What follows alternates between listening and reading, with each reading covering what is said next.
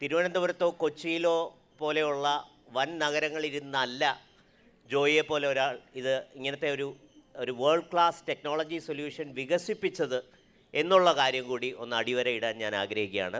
പാതിരപ്പള്ളി അല്ലെങ്കിൽ ചേർത്തല ആസ്ഥാനമായിട്ടുള്ള കൊച്ചു ഓഫീസുകളിലിരുന്നാണ് ആ ഒരു world class solution Joy develop ചെയ്തത്. അതേപോലെ തന്നെയാണ് മാനസിൻ്റെ കാര്യവും. കാരണം തിരുവനന്തപുരത്തോ കൊച്ചിയിലോ അല്ല മാനസ് തൻ്റെ കമ്പനി തുടങ്ങിയത്. അത് മാവേലിക്കര എന്ന് പറയുന്ന ഒരു കൊച്ചു ഗ്രാമത്തിലാണ്. സാർ പറയാൻ വിട്ടുപോയ ഒരു കാര്യം കൂടെ ഞാൻ പറയാം. ഏറ്റവും അവസാനം മാനസിന് കിട്ടിയ ഫണ്ടിങ് എന്ന് പറയുന്നത് ഏതാണ്ട് 70 കോടി രൂപയാണ്. അതായത് വെറും കേരളത്തിൻ്റെ നമ്മൾ ഏത്തക്ക ഉപ്പേരി എന്ന് പറഞ്ഞ് അത്ര വിലയില്ലാതെ കണ്ടിരുന്ന ഒരു സാധനത്തിനെ പ്രോപ്പറായിട്ടുള്ള ബ്രാൻഡിങ്ങും പാക്കേജിങ്ങും ചെയ്ത് ലോക വിപണിയിലേക്ക് എത്തിക്കുമ്പോൾ അതിൻ്റെ വാല്യൂ എത്രയാണെന്നുള്ളതിൻ്റെ നേർക്കാഴ്ചയാണ് മാനസിന് അവസാനം ലഭിച്ചിട്ടുള്ള ഫണ്ടിങ്. അപ്പോൾ സാർ ഇവിടെ പറഞ്ഞ നമ്മുടെ കുട്ടികളെ സ്വപ്നം കാണാൻ പ്രേരിപ്പിക്കുന്നു എന്നുള്ള വാക്കിലേക്ക് ഞാൻ തിരിച്ചു വരാം.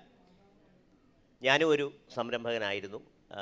2004 ഞാൻ എൻ്റെ ആദ്യത്തെ കമ്പനി തുടങ്ങുന്നത്. അത് തുടങ്ങുമ്പോൾ എൻ്റെ ഭാര്യ ഒഴിച്ചുള്ള ബാക്കി എല്ലാവരും എനിക്ക് വട്ടാണെന്നാണ് പറഞ്ഞത്. ആരും എന്നെ, എൻ്റെ അച്ഛനമ്മമാരുൾപ്പെടെയുള്ളവരുടെ കാര്യമാണ് ഞാൻ പറയുന്നത്, ആരും എന്നെ അതിന് സപ്പോർട്ട് ചെയ്തില്ല.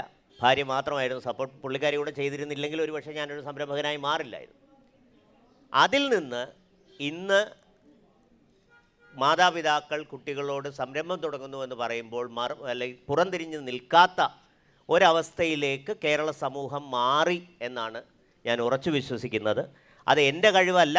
സ്റ്റാർട്ടപ്പ് മിഷൻ എന്ന് പറയുന്ന ഒരുപാട് വർഷങ്ങളായി ഒരുപാട് നല്ല ആൾക്കാർ, ഡോക്ടർ ജയശങ്കർ പ്രസാദ് മുതൽ ഡോക്ടർ സജി ഗോപിനാഥ് മുതൽ ഇടയ്ക്ക് വന്നുപോയ സിഇഒകൾ മുതൽ അതാത് കാലത്തെ IT സെക്രട്ടറിമാരും മന്ത്രിമാരും ഉൾപ്പെടെയുള്ള ആൾക്കാർ കണ്ടിന്യൂസ് ആയിട്ട് സപ്പോർട്ട് ചെയ്ത് ബ്രേക്ക് ചെയ്യാതെ പോയ കേരളത്തിലെ അപൂർവം ചില ഓർഗനൈസേഷനുകളിൽ ഒന്നാണ് കേരള സ്റ്റാർട്ടപ്പ് മിഷൻ.